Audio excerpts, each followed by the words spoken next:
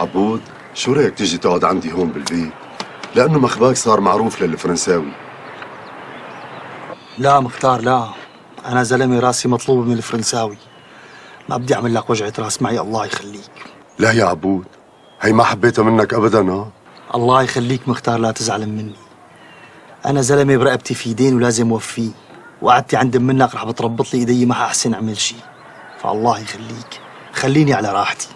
مثل ما بدك، بس إلي عندك طلب. لعيونك والله لعيونك مختار، أنت بتأمر أمر الروح بترخص لك. بدي إياك كل يوم تيجي تتغدى عندي بالبيت، وإذا ما وافقت رح أزعل منك كثير. ها؟ إيه هي هينة، اعتبرها صارت. وهلا رح اخذك على مخبأ ما بتعرف فيه الا قرود الزرق، مشان تتخبى فيه انت وهذا صاحبك اللي حكيت لي عنه. لك العمى يعقوب. شو في يا عبود؟ الله أكبر على النسوة يا مختار، خايف الفرنساوي يكون لاطيله ليعقوب. هلا تعرف مختار، والله بيكون باله مشغول علي القتنية. هذا زمان كمان شو أصلا. هدي يا عبود، هلا بنروح على المخبأ القديم ومندور عليه. لا مختار، بتعرف إذا ما انكمش هلا بيكون بحارة اللوز، أنا بالليل بطمن عليه، إن شاء الله ما يكون انكمش يا رب. حارة اللوز؟ شلون حارة اللوز والدنيا قايمة وقاعدة عليكم هنيك؟ هي سيرة طويلة مختار، بعدين بحكي لك إياها. يعقوب ما دخله.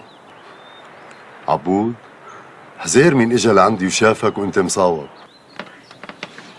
مين جا لعندك مختار؟ زقرتي. أنا زقرتي؟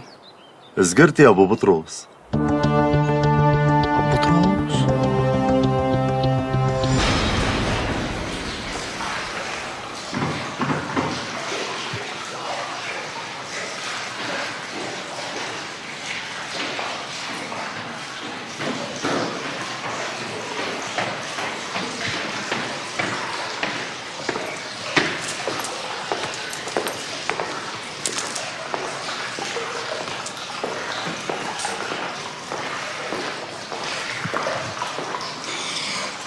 إن شاء الله ما بترجع يا شكري يا أبو الدهب.